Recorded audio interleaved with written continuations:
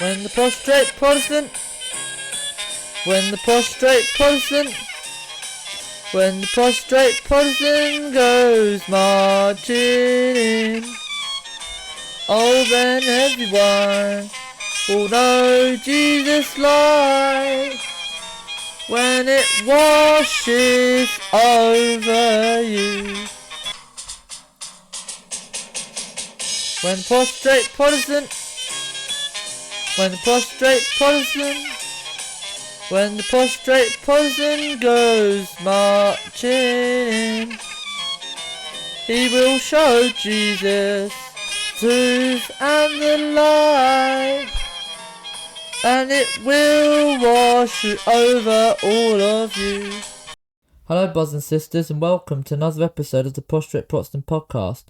Now today we're going to be analysing and taking a bit of a deep dive into a recent catechism I came across, produced by the Roman Catholic Church. Now, for anyone who doesn't know what a catechism is, it's basically a tenet of their faith, and it's something that they follow in a very strict sense, like a law. Now, what shocked me the most about this catechism is the fact that they profess a unity with the Muslims' God. Now, let's read directly what they write about it.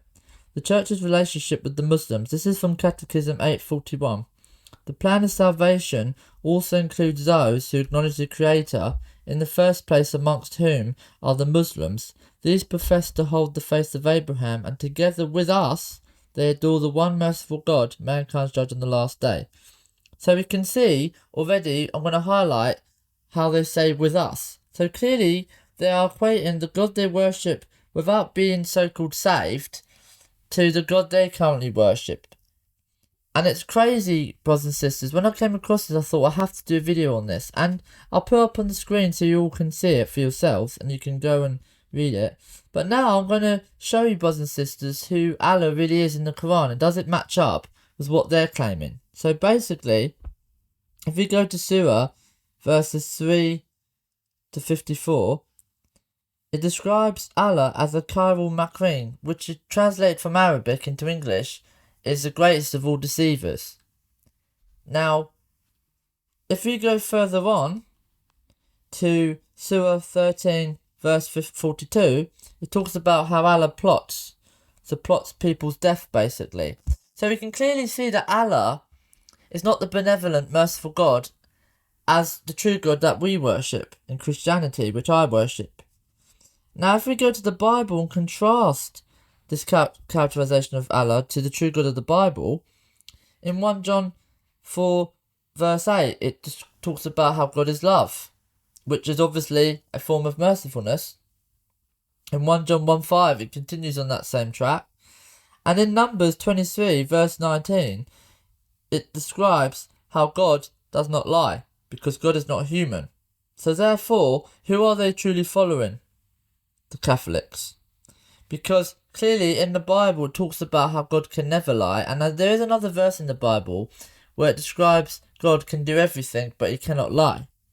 So clearly God in the Bible is always characterized as a God of mercifulness and of love, unconditional love actually. If we continue into Psalms 116 verse 5, it talks about the Lord being gracious and full of compassion. I do not see anywhere where he's being described as deceitful or an evil, presence. He's always described as someone in the light.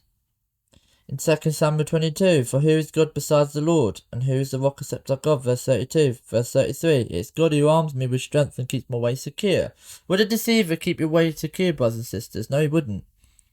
So clearly, brothers and sisters, we can see that the Catholics worship the same God as the Muslims, which is very shocking. So whenever you come across a Roman Catholic, you've got to explain to them, you don't worship my God, because you've already outlined your catechism who you worship. And we all know, brothers and sisters, that Roman Catholics are not Christian, because they combine works with grace, which is a false gospel. And that's in their catechism as well. So none of what they teach in their catechisms actually corresponds to the Bible. I will do more deep dives into these catechisms. If there is another catechism as well I want to get into in the future.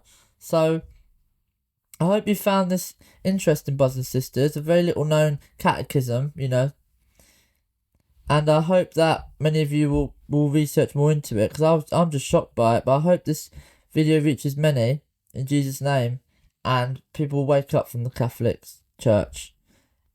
God bless you all, brothers and sisters.